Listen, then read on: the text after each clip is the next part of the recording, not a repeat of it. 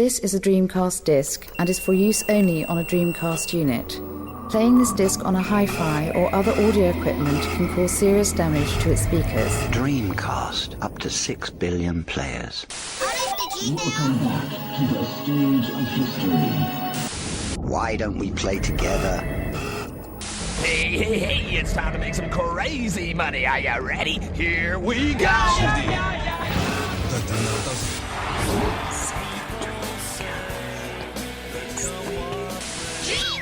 Please stop this disc now. Hello and welcome to the Dreamcast Junkyard DreamPod, episode 99. We have made it. It is time to party like it is 1999. Hopefully that lame attempt at a joke was good enough for Lewis. Lewis, hello. Hello, yes, it was a, fairly good joke. Getting the reference and the nice one. He doesn't sound convinced. Also joining us is Brian. Hello, Brian. Hey, how's it going, Kev? Very Hey, well. Lewis. Just to let our listeners know, it's obviously the middle of the day for Brian, evening for myself and Lewis. He does have a hard out that we are going to try and get him to. But if you notice that he might disappear towards the end of the podcast, do not be alarmed. It is not some kind of civil war starting. I will not. Yeah, my disappearance will be as or least mysterious as possible. We'll put some music on just to fade him out. Something like that. Right. Well, thank you to those of you who are joining us. It is episode 19. Nearly said 1999. That's not right. It's episode 99. Obviously a very important year for the Dreamcast. We've got a bit of tidying to do here first before we move on. This is going to be the recap or the second of our Dreamcast Junkyard Desert Island Discs fantasy draft, so we're going to be going over that. But before we get to that, we've got a very special announcement to do with episode 100. So we're starting episode 99 by talking about 100. I'm going to hand over to Lewis now, and he is hopefully professionally going to tell you, the listener, how you can get involved. Lewis, take it away. Oh no, I was expecting to wing it. I'm on the spot now. So obviously episode 100 is an incredibly important episode because it is a big number, and we've got a very special interview on that episode. We're not going to reveal who it is yet. However, we didn't just want to have, all the fun. We didn't want to just give all the fun to this interview guest. We wanted to let our fans, of the pod who listen so keenly and give us such amazing feedback every episode, have their part and be involved, because we've had a lot of people asking about episode 100 and what we're going to do. So what we thought would be an amazing idea is to get you guys involved, and that is what we've done with a link that I will read out to you. So this basically is a website you can go to and record a 1-minute message. You can ask us a question. You can just leave a nice message. You can tell us your favorite memory from the DreamPod. Whatever you want to do, you can do it with your phone, on your computer. And you can find that link. So it's anchor.fm/the-Dreamcast-Junkyard-DreamPod/message. It'll also be on our social media, so if you go there, it'll be easy to find. So send us a message, and it will appear on episode 100. Ably handled, Lewis. Ably handled.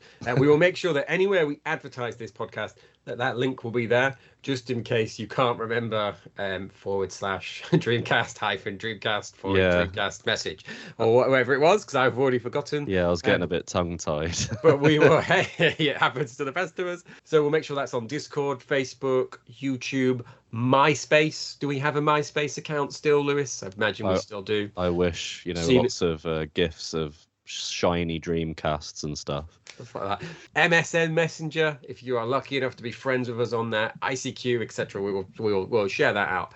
So we're going to be moving on to handling the draft. Now, for those of you who maybe missed the first episode or have forgotten, because we did start this in the summer, how this happened ourselves and some fine guests joined us.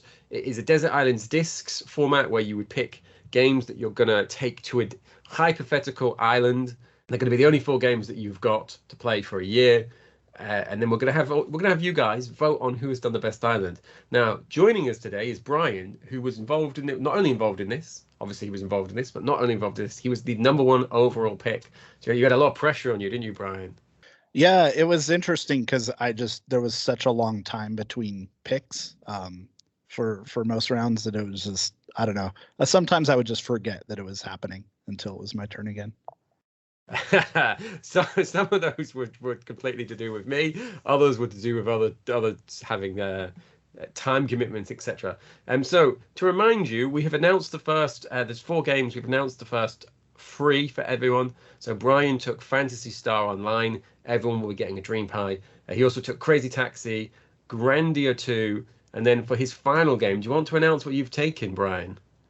Yeah, this is a hard one. I mean, I originally wanted to just burn a Nestor, the DC or the NES emulator with a bunch of my favorite NES games, but you told me that was against the rules. Yeah, I overruled you on that.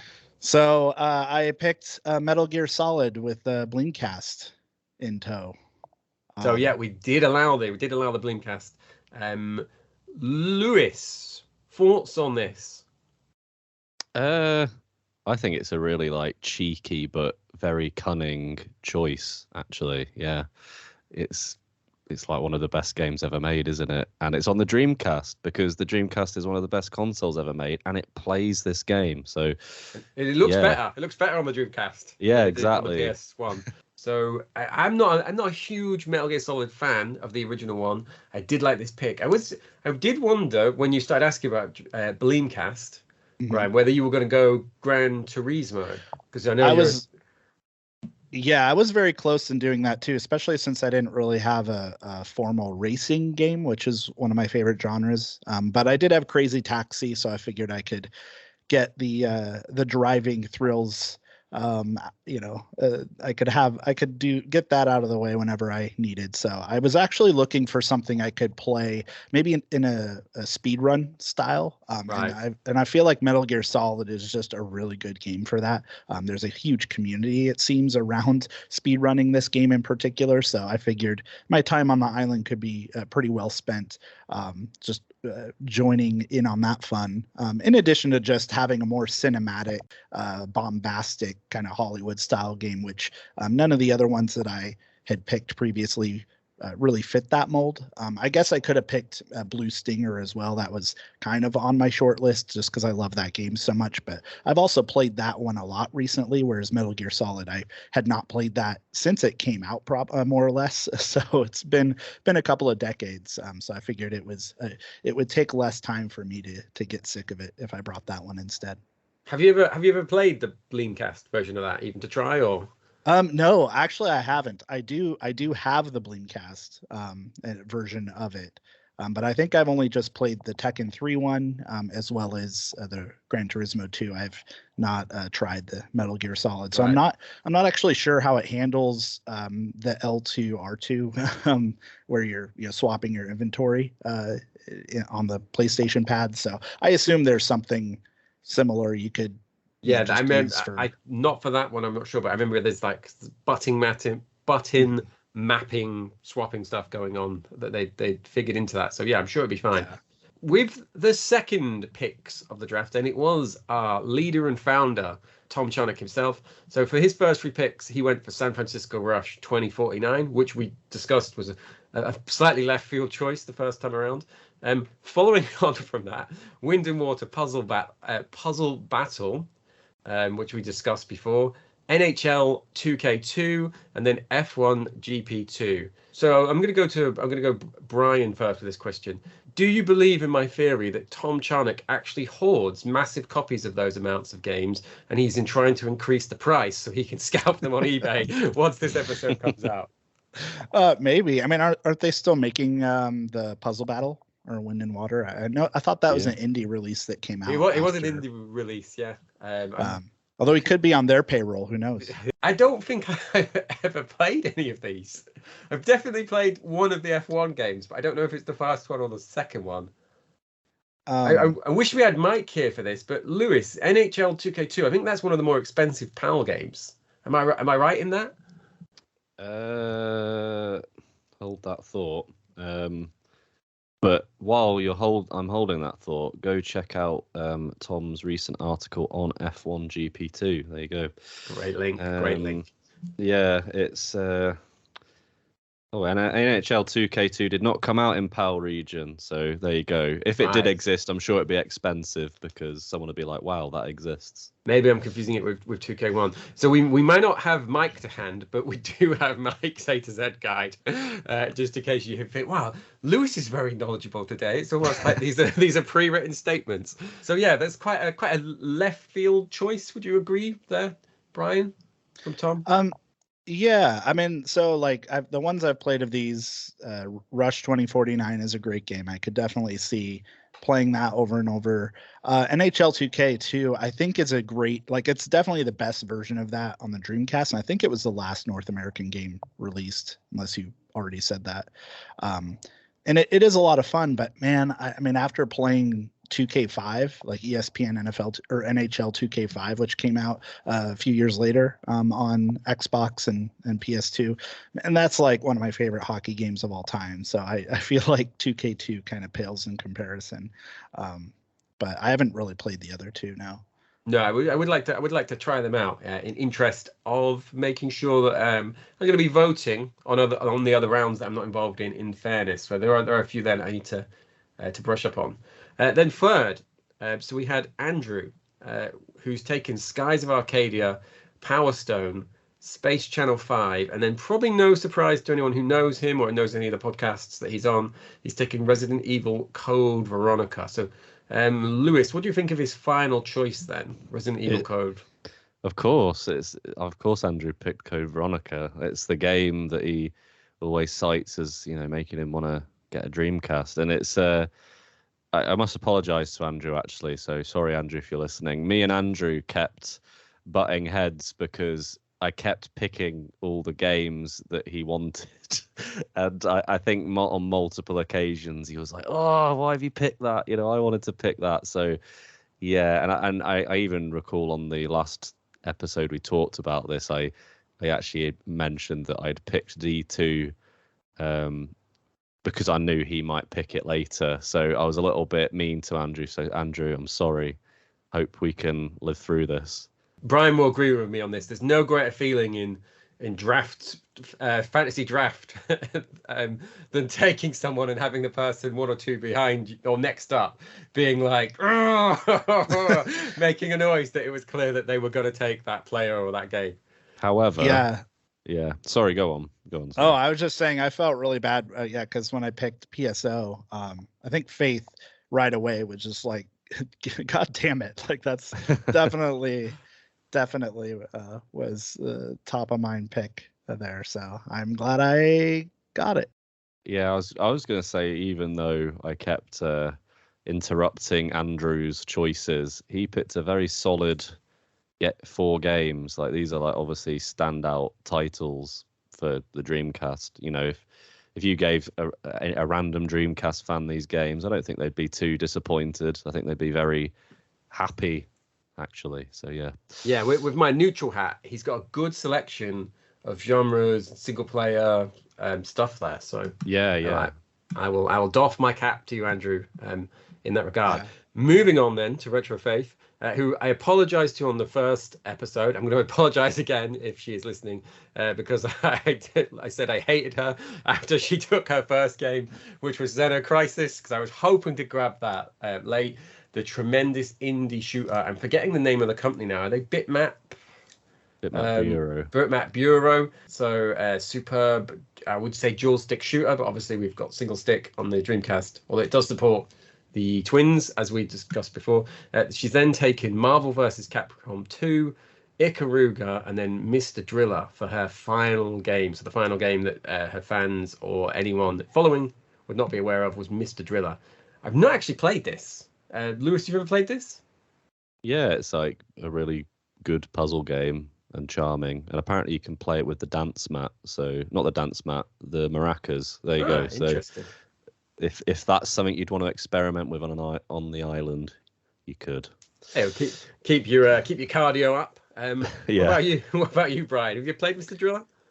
Very briefly. I couldn't really get into it, but I can definitely see the hook where once you get into a flow or understand the mechanics of how to get combos and things, it would be really addicting, which I think is the mark of any good puzzle game. I am also surprised that all 4 of these picks are 2D games. And you know what? Yeah, I hadn't spotted that myself. I was very, very close to taking Ikaruga because I was ahead of Faith on that round. I was thinking maybe if I had a year to play this, I'd actually be able to get good at it and get to the 3rd level. Looks phenomenal. Do really like that. Marvel vs. Capcom 2 is a great choice. Either of you guys tempted to have taken any of these or disappointed they were gone when it got to you? No, but they're all brilliant picks, and I commend her on her choices. Yeah, same. I mean, I might have tried to pick Ikaruga later. I was also contemplating some sort of Capcom 2D fighter. I don't know if it would have been MVC2, but maybe Street Fighter 3 Third Strike. But there's this, we only got 4 picks, so Yeah, I think. Yeah, but those are 2 excellent ones that I'm glad she snagged because they're, I think you could get a lot of mileage out of those. Yeah, despite this being a 12-person draft, taking 4 games each, there's a good selection of games you could build that have been completely missed, including every Street Fighter game that was on the Dreamcast, because people have just completely left them out. So there we go. That was Brian, Tom, Andrew, Retro Faith. We'll put a link to her social medias and her Twitch account in our notes because I don't have them to hand, but you should check out some of her streams, some of her excellent videos she's got up on her channels.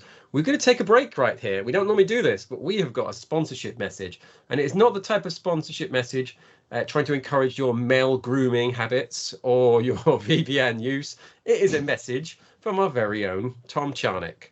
Take it away, Tom. Hi, Tom here from the Dreamcast Junkyard. I like nothing better than playing Spirit of Speed 1937 on a black and white CRT through an RF cable.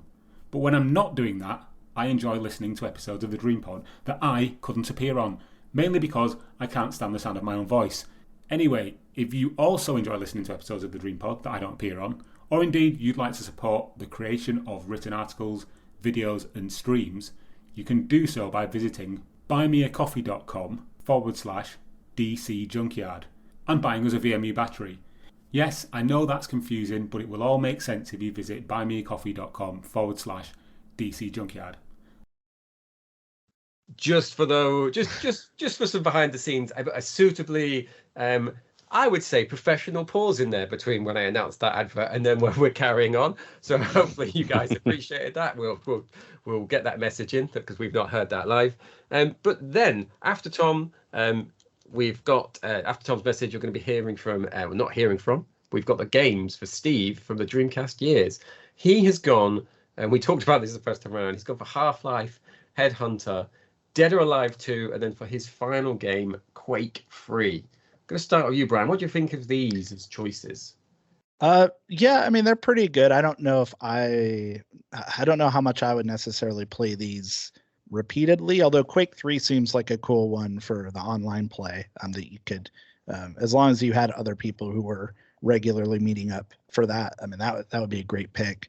Steve and I actually talked about Headhunter, that came up on the last Dreamcast Years cast that we just recorded this weekend. So I haven't played it really other than just like very briefly on the first mission. So I'm very fascinated by what he and other people on that podcast had to rave about Headhunter. So I'll have to try it. It definitely looks pretty good.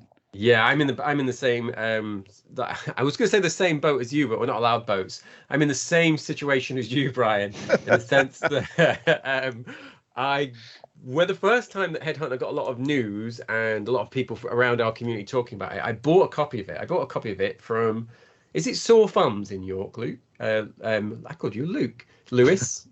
Yeah, it is. And one of the guys who work there is called Luke, I believe, which is probably where that slip has come from.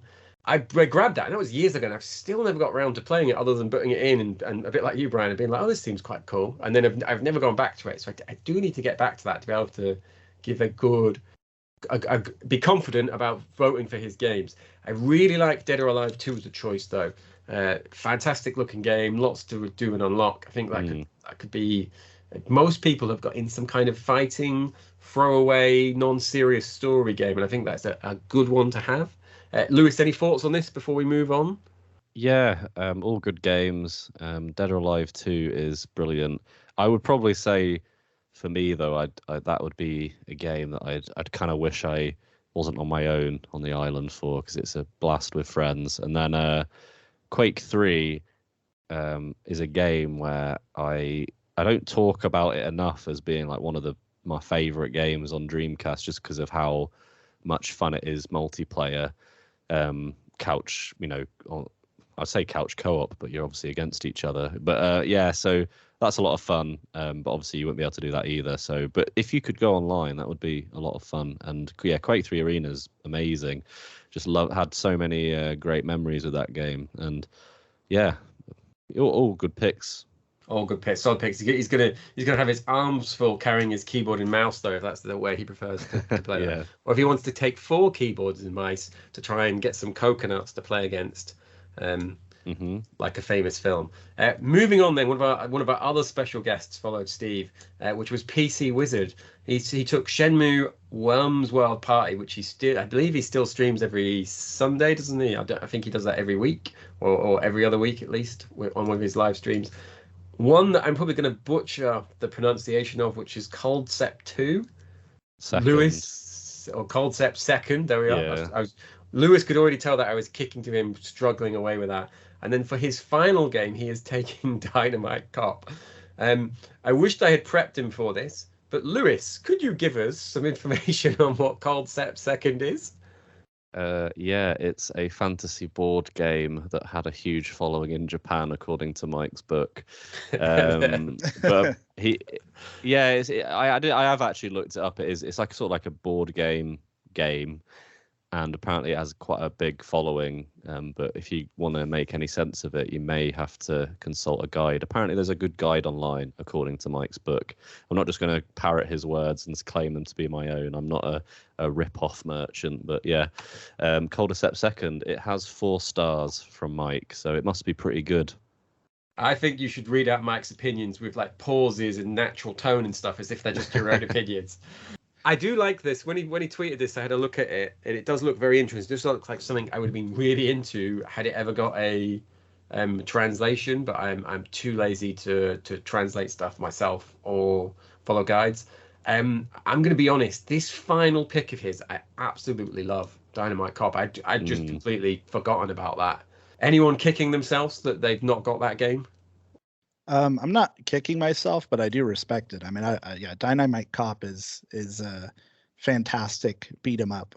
But I don't know. For me personally, that style of game, and particularly Dynamite Cop, only has so much mileage I could get out of it at least by playing it over and over and over on a desert island. It's a game I love coming back to every like 6 months or so, and then replaying and trying to unlock more of the pictures and other things you can get in the gallery. And then also playing the I can't remember if it's the submarine game or the whatever the mini game is for that, because I know that Die Hard Arcade had, I think, what was it called? Depth Charge, was it? Deep Charge?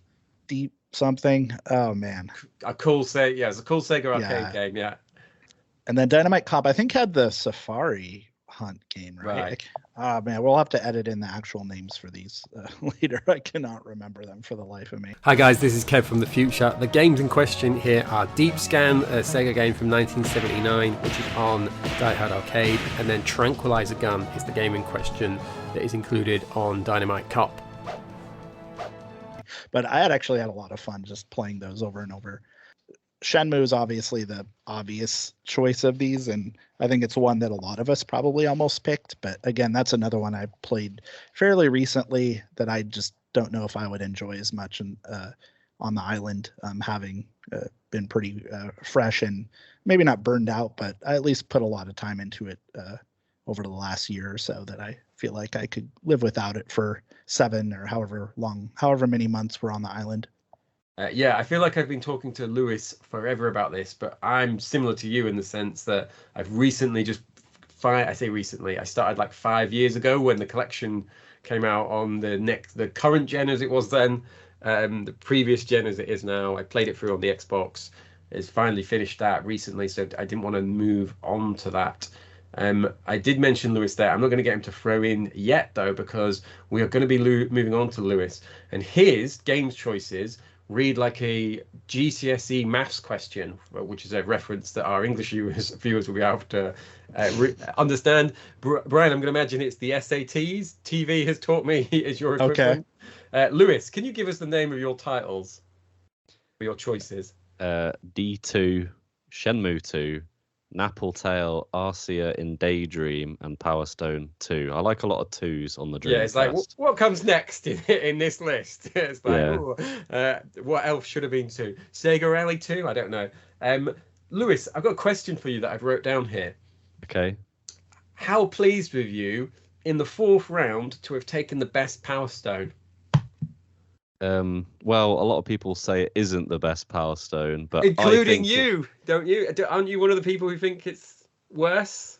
No, I think it's the best one. Oh, I've got my own gag mixed up, right? Yeah, I think the thing is, Kev, as well. I feel like we've had this conversation, but with Mike, where you said that he thought Power Stone 2 was his favourite, but he was like, no, it's the first one. So I feel like we're just trying to fool you. Yeah, I'm getting my co-hosts fixed up. I obviously preferred Power Stone 2 to Power Stone 1. Brian, where do you weigh in on the Power Stone debacle, as it will now be known? I think it all hinges on whether other people are on our island or not. Yeah. Only coconuts. Yeah, if there's a couch co-op situation, I mean, that's great. Like that, Choo Choo Rocket, Virtua Tennis 2 or whatever. Like you could run the board with amazing couch co-op, or I guess beach co-op. Beach co-op, yeah.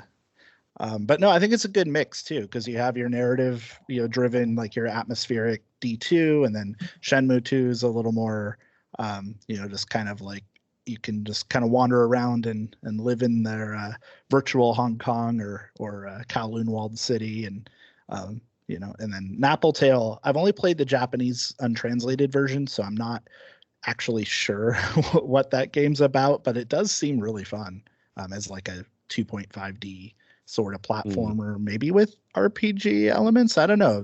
I'm actually curious to get your thoughts on that one. Yeah, I've not actually played too much of it. I have started it and played a little bit into it, and yeah, the translation is really charming by Cargo Din and who's the other person, Espinite, and maybe other people. But like, yeah, they did a fantastic translation for it, so it really kind of like feels very, almost like as if it was officially released. It's that, it's a great translation, and yeah, it's just like really charming and just cute, and yeah, it's one of those games where you look at it and you just think, why did they never release this overseas? I mean, it does have a lot of references to like sort of Japanese fairy tales, and it gets a bit weird, but like it is really cool, and I started playing it and I was just like, this is really cool. Like, how did I miss this game for so long? And then I had to come off it for some reason, and I thought this would be a perfect game for the island, because I'd love to just sink more and more time into it. And I think that's kind of going off what you were saying, Brian, in regards to Shenmue. Like, you've played it too many times, and that's kind of what I was thinking with this. I was thinking of all kinds of different games I've played before, but I thought this one I'd really like to give some of my time to, that that I would have on an island, unlike in real life. Yeah, totally. And then Power Stone 2, I actually, because I've played it so much, I actually quite enjoy running through the arcade mode of this. That's why I picked it. Although obviously it is a game that is so much better with friends. I only picked like one kind of arcadey game because, I kind of feel like I'd be more, how do I say it? Like, I feel like I would have been kept occupied better by like longer experiences. Although, as Kev referenced last time, Shenmue and Shenmue 2 both have like sneak games in them, don't they? So there are some arcade games in Shenmue 2, including I think Afterburner is in the second one. So that's kind of an extra. And Outrun. Yes, yeah. So there's a few extras in there, so it's like double the arcade games. Plus, if you had enough time on an island, you might be able to get to a stage where you can win that mini game where you have to punch the guy who's like a caveman. Because having only had a go at that this year, I found that absolutely impossible. Just like couldn't work out what it was wanting me to do differently. Yeah. Oh, and you got Lucky Hit and the duck racing. The duck race that I've only seen in videos. I've never managed to get the that to work. That to unlock in game for me. It would be cool to have enough time to just kind of have multiple playthroughs, walking around, speaking to everyone, seeing what they tell you at different times.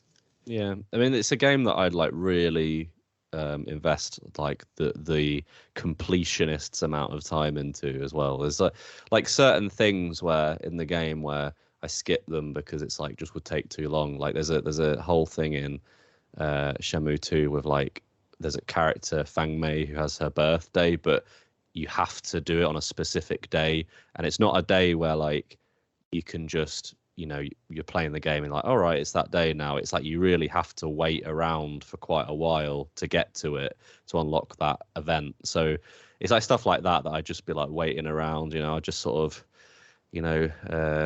have a pina colada if that's available to us, and just unlock all of those things in Shenmue 2. Running that guy's Lucky Hit stand for him for multiple days. Yeah. In real life and on Shenmue, you could do that. You wouldn't get many customers, but it'd be fun to do. Yeah. Right. Following Lewis was myself. I have gone for Soul Calibur, Tony Hawk Pro Skater 2, Sega Rally 2, following Lewis's trend, and then for my final game, I went for Legacy of Kain Soul Reaver. Looking back at my games now, I'm a bit like, maybe I could have swapped a few different ones in. Legacy of Kain, though, is the reason I chose this to my final round. This is probably my favourite Dreamcast game that I've never completed. So I've got pretty far in it. I know it's not a massive game, but I got pretty far in it multiple different times when I first bought it, a couple of years after that, sometime around 2010. And then last year, during lockdown, I started playing it again and got to roughly the same point, and then got a bit stuck and give up. But Soul Calibur, Tony Hawk Pro Skater 2 I've taken for the obvious reason that they're not only exceptional, but I could play them forever. And then Sega Rally 2 just because I wanted a racing game. I'm interested in getting your guys' thoughts, because I've spoken to you about a few of these, but Legacy of Kain fan, Brian? No, I actually haven't really played it outside of the demo that came with the Dreamcast magazine a long time ago. Yeah, I mean, it seems it may not be like my type of game exactly. I'm not necessarily a huge fan of like action platformer, like, is it fairly linear, or is there like a lot of puzzle solving, or is it pretty much mostly combat? There's probably less combat than you would think from looking at it. There's a lot more environmental puzzles. Okay. And then the kind of, have you played this, Lewis? No. Okay, I'll give a quick kind of overview. He's like a kind of he can move between what I'm going to call like the real world and the netherworld. So when he moves into the netherworld, the whole environment darkens and warps. So in the real world there might be a gate, but if you go into the netherworld, the gate might not be there, or a stone might have moved, and you can like jump through a ledge. So it's maybe a bit more like a kind of action Zelda almost type of. There's more kind of environment puzzles than there is combat. The combat that's in it is still quite good to me. I do feel that this is a game that is more of a nostalgia pick, or more of a heart pick, as in this is one of my kind of. I remember playing this game in the dark in my room in my house and being like, "Oh, what a kind of atmospheric experience." I get if you were playing it for the first time now, you might not see it as anything other than a kind of 6.5 out of 10 experience. So, but that was very much a luxury pick for myself. If you get me, you're only allowed one luxury item. Soul Weaver was going to be mine. Can I jump in? Go for it. You know how, like I said, Andrew probably like hated me for some of my picks. Tony Hawk's Pro Skater 2. Whew, I was furious. I can't believe you picked that. I can't believe that you had missed it. Which knowing that you were in this and knowing that Mike was in it, and I don't have as good a gauge of the Dreamcast Years guys about what they would pick. I was thinking someone is going to sweep Tony Hawk's 2 up before it comes back to me, so I'm taking it now. And I feel like when I was fussing about like, oh, you picked number 2, I think someone said, why don't you just pick the first one? It's like, no, it's not the same. It's not the same. It's not as good. No. Music's not as good. Yeah, doesn't feel as sort of slick as the second.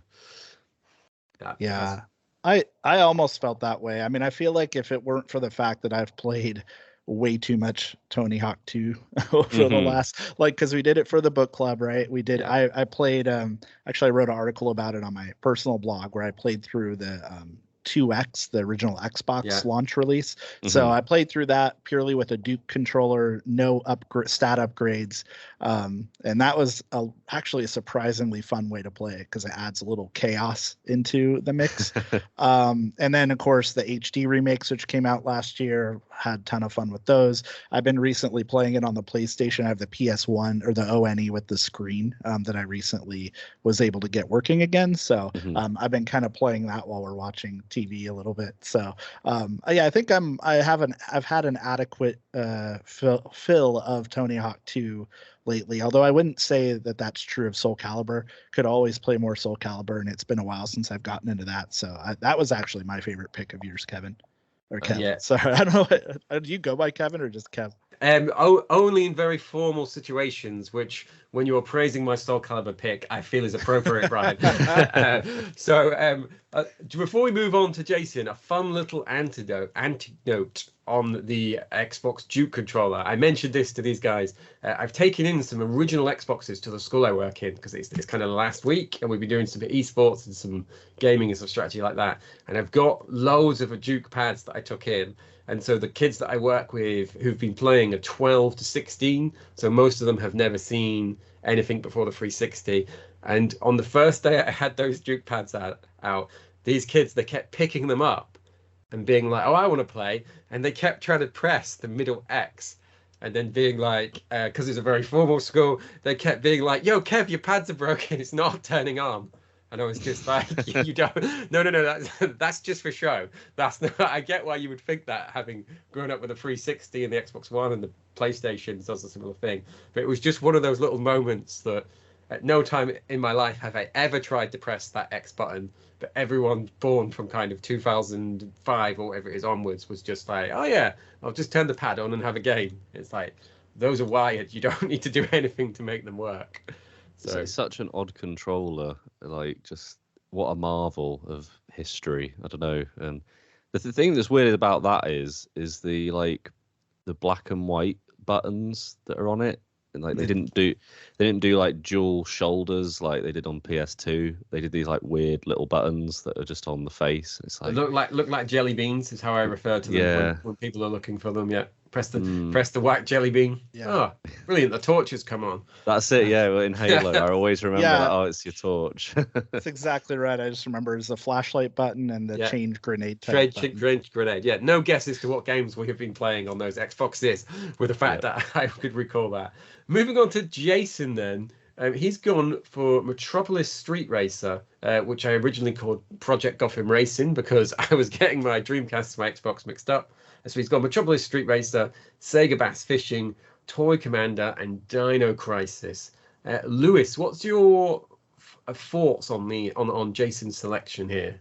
I think it's good. It's a very very varied selection of games. You got like the racing game. You got the the fishing game. It's like I suppose it's like an arcade kind of game perhaps, and then.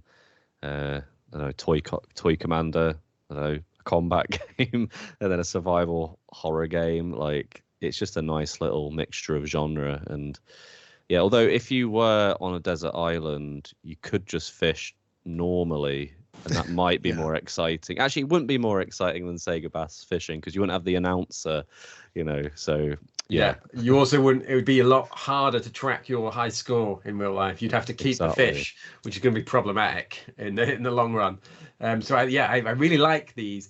Obviously, myself and Brian, the Toy Commander episode we did was just me and you, wasn't it? Which was a good one. We both liked that game. Dino Crisis. What's your thoughts on that? Have you played that? I have not. No.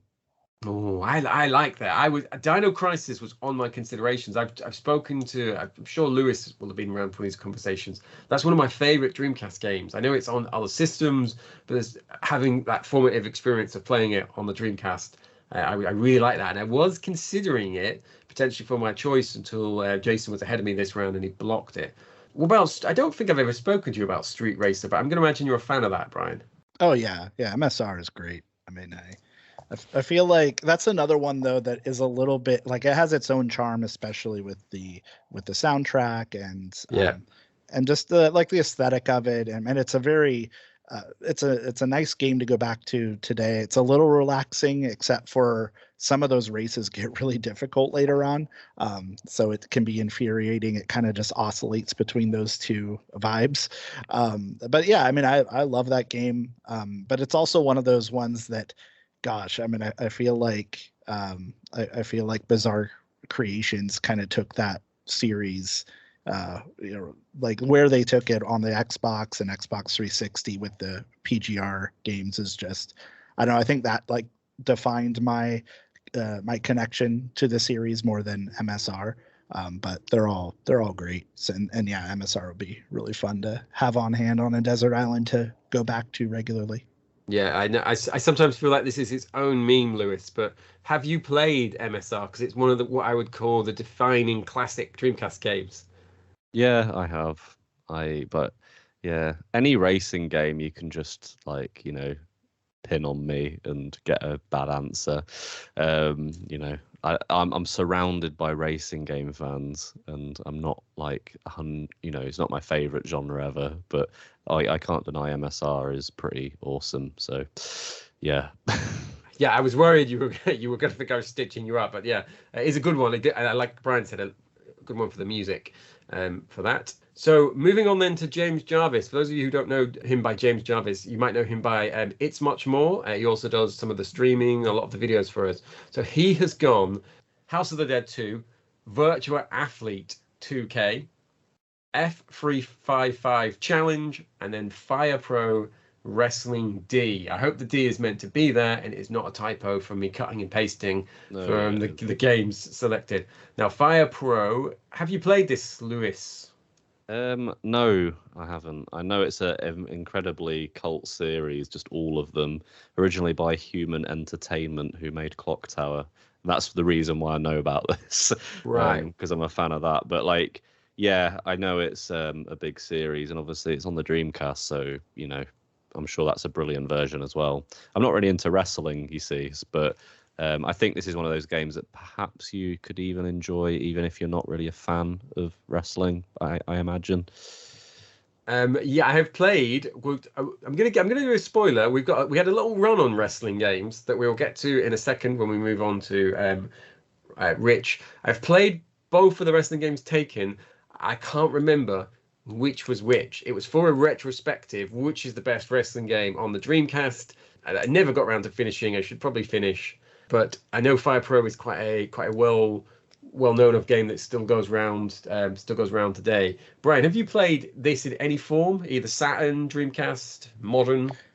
It's really funny, but I have not, and it is a series that my friends just routinely beg me to play. There's you're gonna like it.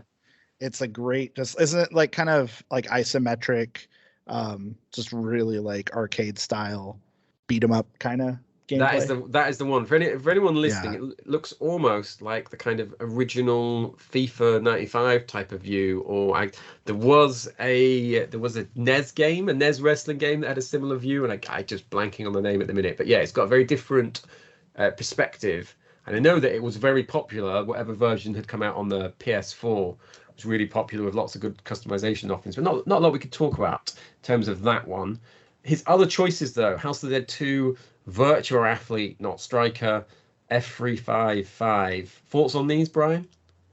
I know we played Virtua Athlete when we did the the Olympics Yeah, cast a while back yeah. or book club.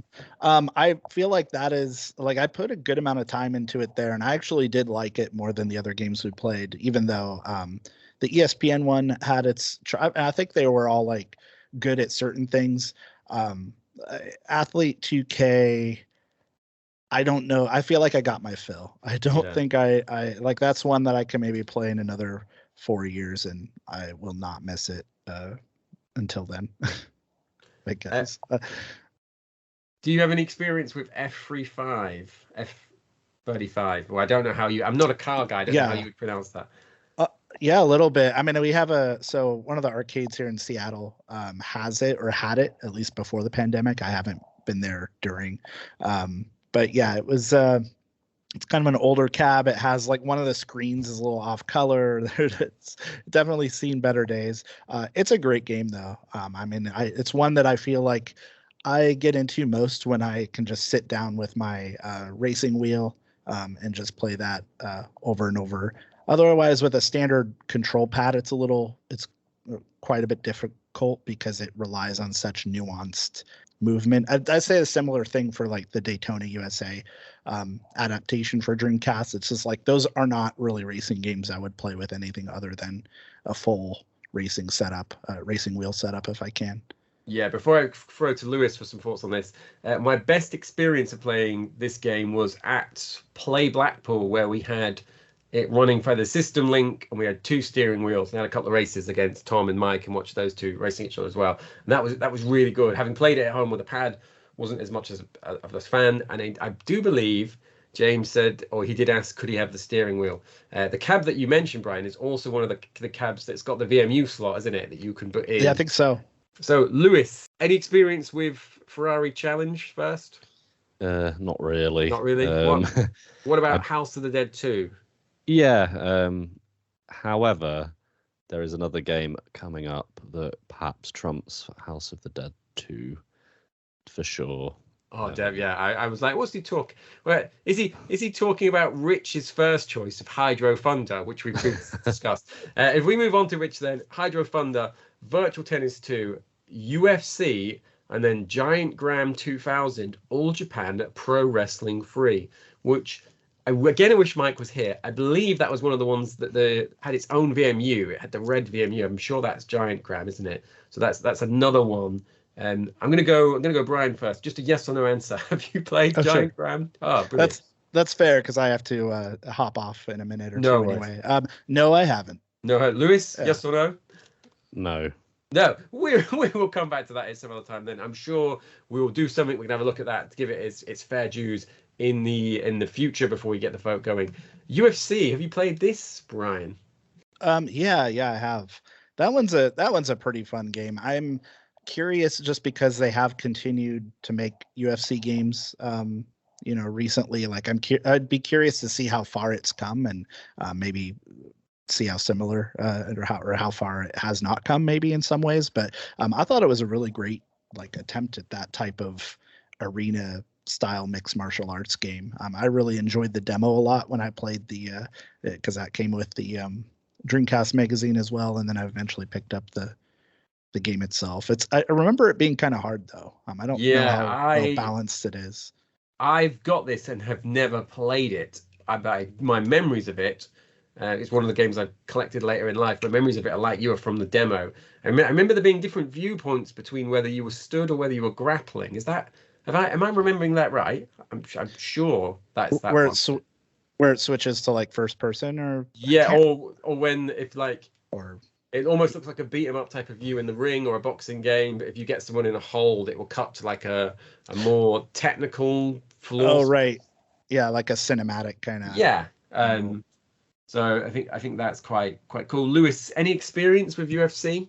No, in fact, today I learned that there's a UFC game on Dreamcast. I assumed it was just a thing people liked in the last decade, Little do I know. Yeah, so it's quite a different list, I would say, from Rich. A game here I really like, though, Virtual Tennis. Again, we've covered on the book club. Possibly, just waving goodbye to Brian, who has to leave us. Possibly, though, would go with Virtual Tennis 2 rather than the first one myself. Lewis, would you agree or disagree on that?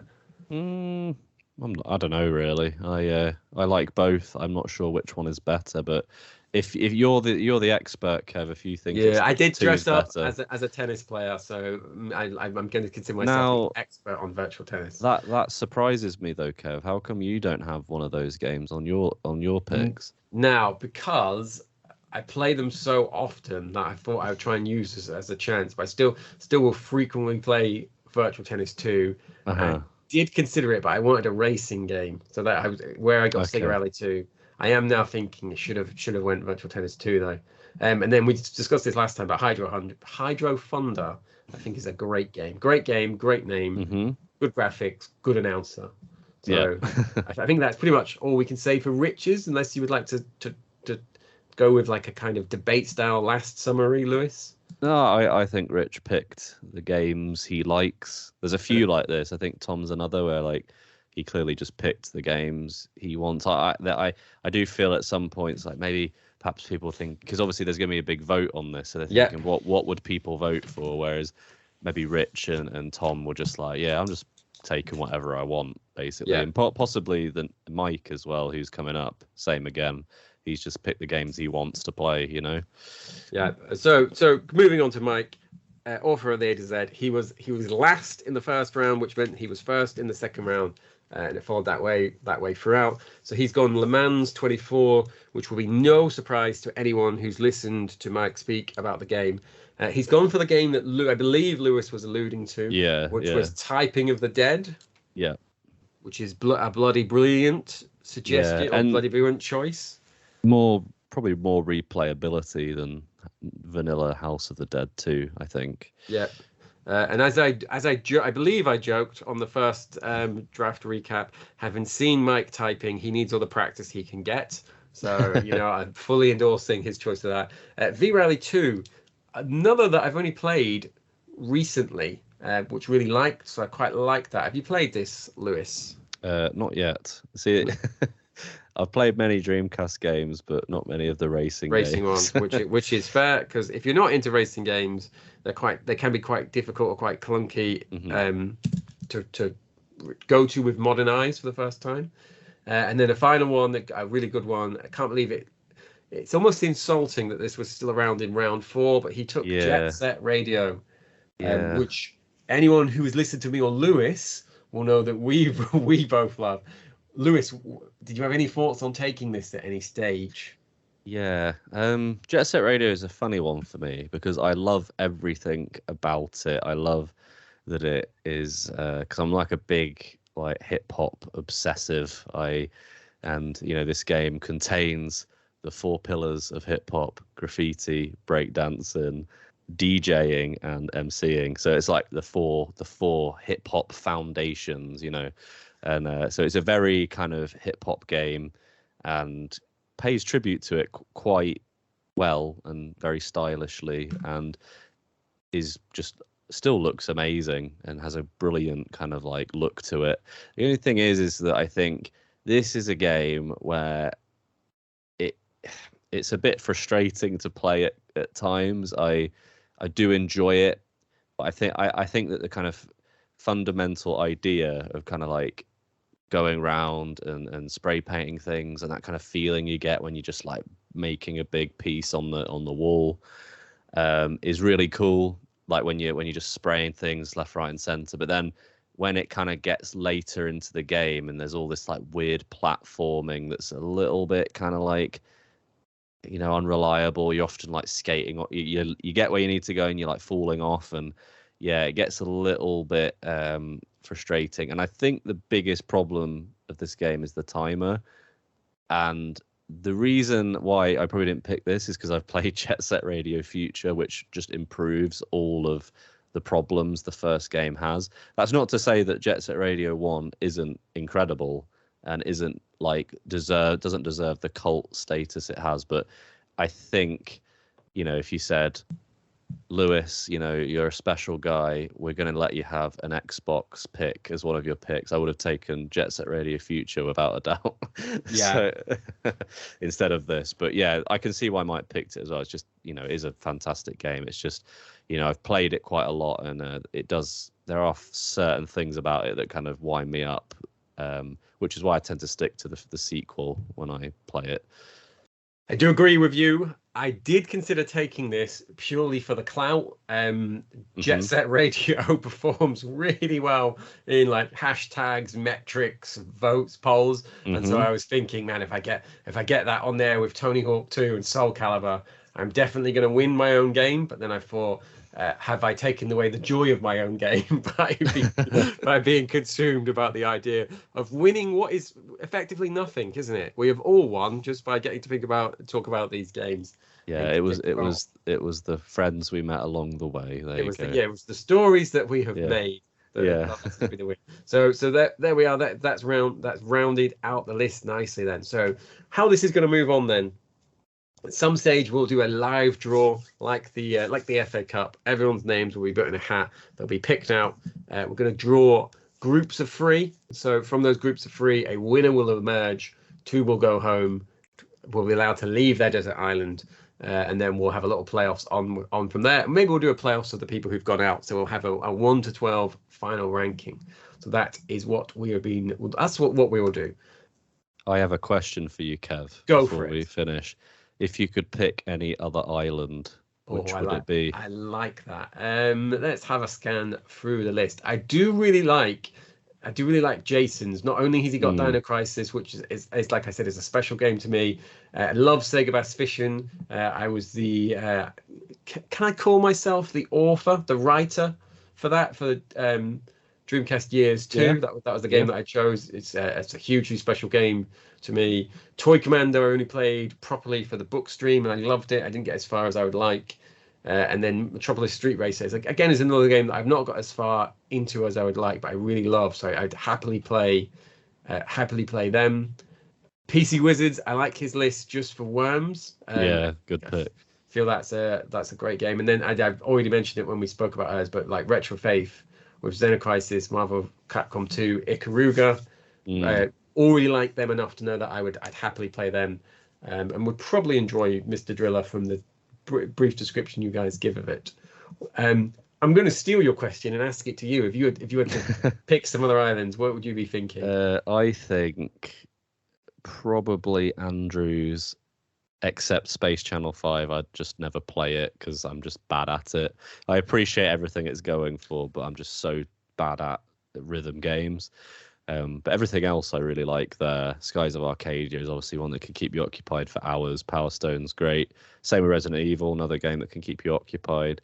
I also really like Brian's, mainly for Crazy Taxi and Grandia 2. That is a good one. So yeah, good picks from everyone really, but yeah, those 2 in particular stand out. Yeah. Hold on, Kev. Go on. Yours, just because of Tony Hawk. Yeah, we are. That's what I wanted to hear. Save the best till last. So thank you. We were joined by Brian, who's had to leave us, sadly, for work, not for anything tragic. Thank you for those of you who've listened and voted, and maybe will be voting in the future. We are the DC Junkyard on Twitter. We are the DC Junkyard on I have forgotten the name of it. Discord. That is right. We are the if you go to the dreamcastjunkyard.co.uk, we've got links to stuff like Discord and YouTube and everything else. I always think we should pre-record these outros just because I could never remember any of the fine details. One of the things that I want to plug though is if you go to the dreamcastjunkyard.co.uk or you type Dreamcast Junkyard, you'll be taken to our blog, which, considering we are a Dreamcast community in 2021, nearing 2022, I would say has been exceptionally busy in the last month or so, the last 6 to 7 weeks. So we've got some stuff about the shareholders meeting on there, so you can read about that. We've got iMode, U-Mode, we all mode for iMode, which is... Have you read this? How would you sum this up to anyone listening to what I've just said? When Sega went third party, they put some games on this the J phone. I presume using iMode as the iMode was like the software, but like it's like kind of, and these are games that have pretty much been lost to time because a lot of these phone games, they don't have the kind of lasting collectability that not physical games have, because obviously people download them off like a service, and then that game is just relegated to that phone if it still exists. So short of someone turning on a phone who has got that in the future and then making a video about it, there's probably very little info for some of them out there. Following that up, potentially caused by this very draft, we had a retrospective from Tom himself on the F1 Grand Prix 2, which looks fantastic, just to go look at the screenshots. We then had Lewis. Can you read this? Hopefully you can still see my screen share, because this is another one of the games that I have no idea if I ever pronounce this right. Beavis 2. Beavis 2 is going to be available for Dreamcast. There's been, if you've read that, there has been multiple updates and additions to it, including some potential new stock. If you were disappointed that I'd sold out. We've also got something from the Bounty Hunter Sarah, the Capcom Dreamcast game you never knew about, written by me, written by Lewis himself. It's a Capcom released a visual novel basically. You thought they were known for cool fighting games. Well, they released a game that is text. So go read that. It's quite a fascinating little bit of research I did. And then we are not done there, because I told you we were content machines. Got to get that hashtag content out there. Shadow Gang's Dreamcast edition is on Kickstarter. That is still going. So if you're like me and you only listen to podcasts after Kickstarters have ended, that probably ended yesterday if you're like me, but if you're listening to this within 2 weeks of it coming out, you have still got a chance of pre-ordering, kickstartering. I don't know what the verb is for that. Backing, I guess. Some people, smart people would say. We've got an interview with the Wave Game Studios, who publish Intrepid Izzy, Beavis 2. Yep. I believe, do they do Rush Rally? Is that where I got that from? That we tweeted out. So that's how good we are. We tweeted out about that being on sale. I saw our own tweet and and bought that. Not yet to try it. And then last but by no means least, and I believe this has only gone up today, hasn't it? Yeah. Which is a game we have discussed on the podcast before, which is Sega Extreme Sports, which has got some brilliant music in, if you ask me. So we've got a retrospective on that, and we've got some good tidbits have gone into that. Sorry to James Harvey for reducing his research to tidbits, but I've yet to fully read that. You've got one of the team who was responsible for it involved with the article. I don't know how he manages to wrangle up these people. He's done it before, hasn't he? Because I think he had a thing about Spirit of Speed for Andrew's book. He managed to contact the developer, so he's good at contacting people who were involved with old games. He is good at contacting. He's found out some potentially. This is where I found the Dreamcast Junkyard blog so fascinating when I first found it as a fan. But finding out about some like DLC, and then that's like, where is that now? Can you get hold of it? Is it on the disc? Turns out it's an unlock code. So I've been following that in our staff back channels with great interest. It is really impressive that he found the Spirit of Speed creator, because I presume that guy was in hiding because of the monstrosity that he had created.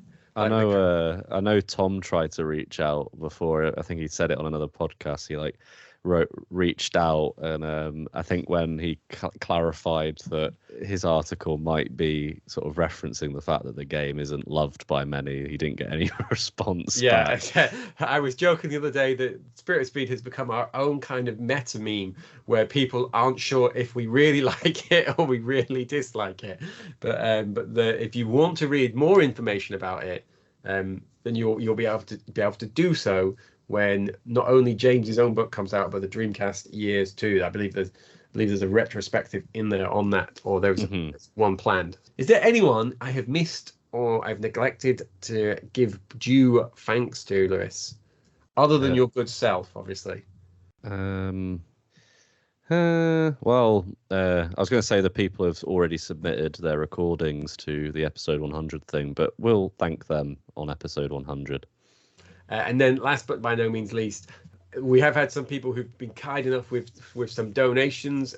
They've bought us some VMU batteries. They will get what the reference means. Just like to say we're very, very touched and very, very grateful, not just for the donations, but just for the nice comments that people have been making.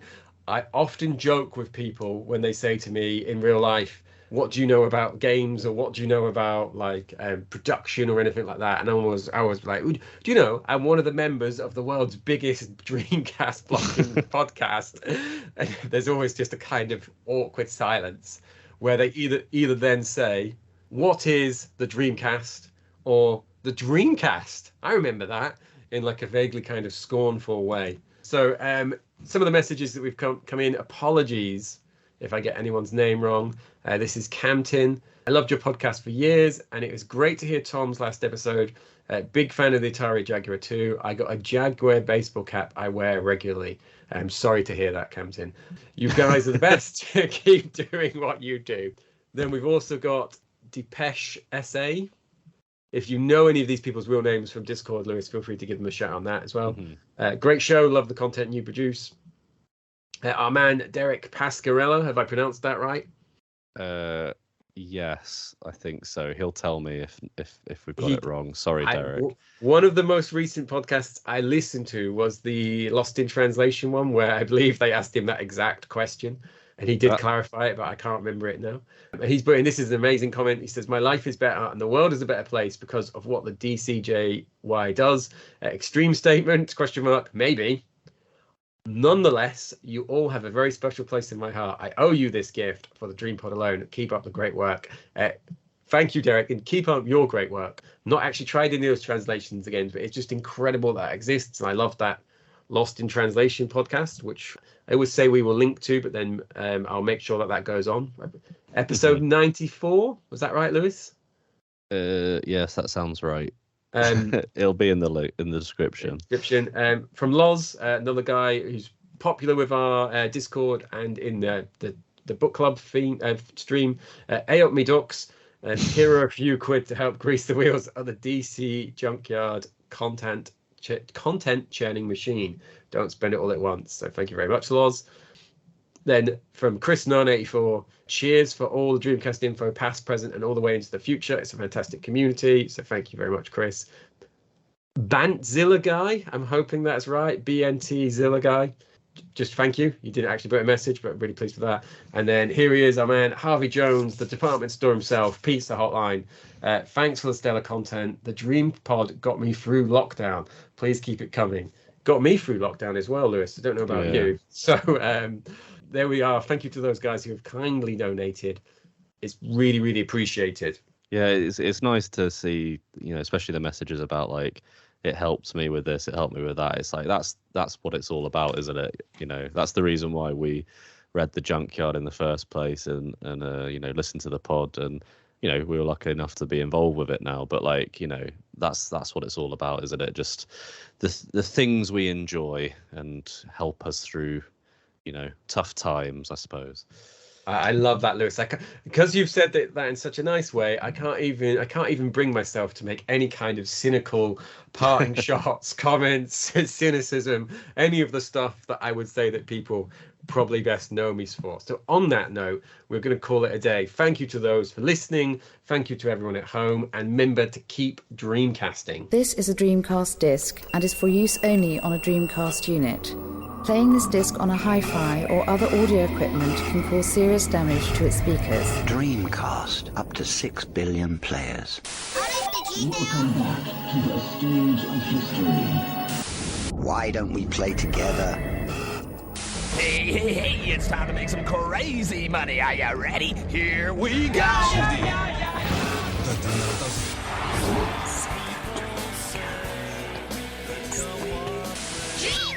Please stop this disc now.